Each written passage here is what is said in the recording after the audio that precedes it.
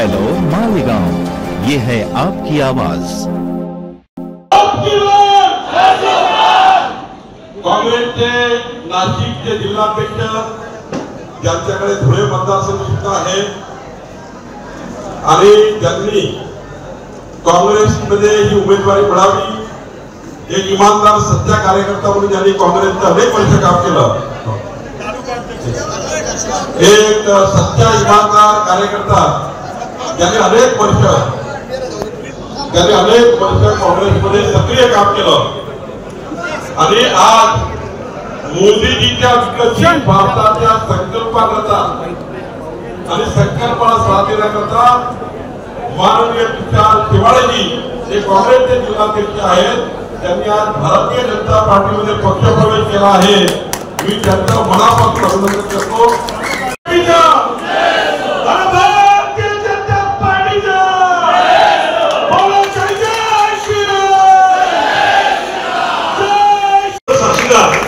आदरणीय आपले आमदार जयकुमार भाऊ आहेत, आदरणीय खासदार कांबळे साहेब आहेत, मंचावरील सर्व भाजपचे पदाधिकारी, छत्रपती शिवाजी महाराज आई तुळजाभवानी यांना प्रथम वंदन करतो।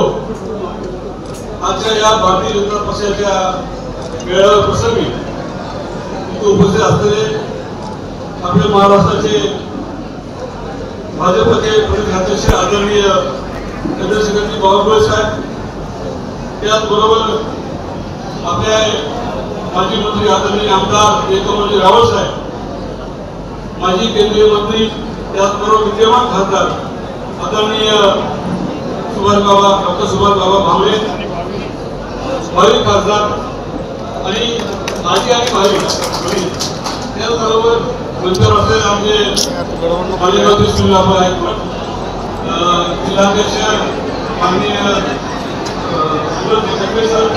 त्याचबरोबर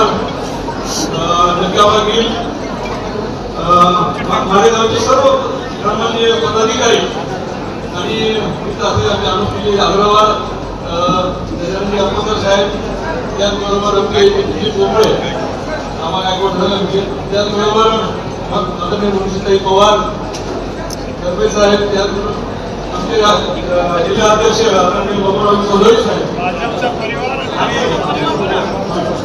त्याचबरोबर राम वधारे साहेब, मंचावर असलेले आणखी दादासाहेब जाधव, बाबा गायकवाड, देवाभाऊ पाटील यांनी सगळे पक्षात प्रवेश केला असलेले तालुक्याचे अध्यक्ष डॉक्टर राजेंद्र ठाकरे, डॉक्टर राजेंद्र खैना, गोपाळ पाटील, गोपालजी चव्हाण, डॉक्टर कुलदीप सोनवणे हे प्राथमिक स्वरूपात प्रवेश झालेला आहे। माझ्यासमोर असलेले सर्व सन्माननीय भाजप पक्षाचे सर्व सन्माननीय पदाधिकारी, सर्व सन्माननीय कार्यकर्ते, बांधवांनो, आजचा दिवस माझ्या आयुष्यातील एक वेगळा दिवस आहे की त्यांनी या आयुष्याला एक वेगळी कालावधी दिली आहे।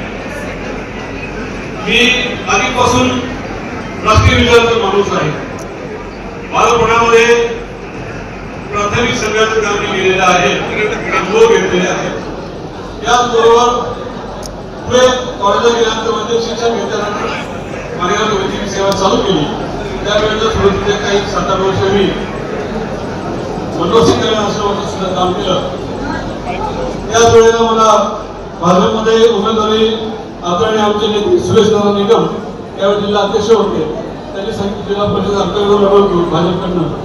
त्यावेळेला इतर काही गोष्टी अशा घडल्या की मला त्यावेळेस उमेदवारी करता आली नाही, तेव्हापासून आपल्या सर्वांच्या सोबत राहिला असतो। पण तरी वेळ उशीर झाला तरी परंतु मी आधीपासून राष्ट्रीय विचार प्रेरित आहे। त्याचबरोबर गेल्या 10 वर्षापासून आदरणीय मोदी साहेबांनी देशाची जी प्रगती केलेली आहे, त्या देशाच्या प्रगतीकडे पाहून अतिशय नेतृत्व प्रगती झालेली आहे। वेळ घेतलेली आहे की या देशाने अशा जगामध्ये आपल्या नवीन स्थान निर्माण केलेलं आहे की जे स्थान यापूर्वी कधी नव्हतं। त्याचबरोबर मोदी साहेबांनी कार्यकाळामध्ये हे लाल मोठी स्वप्न पाहिलं होतं, ते 3 स्वप्नापैकी 2 स्वप्न पूर्ण झालेले आहेत। पहिलं स्वप्न 370 कलम हटवण्याचं, ते त्या काळामध्ये त्यांनी मोदी साहेबांनी करून दाखवलं ही हिंमत फक्त मोदी साहेबांचे सर्व भाजपच्या पदाधिकारी होतं.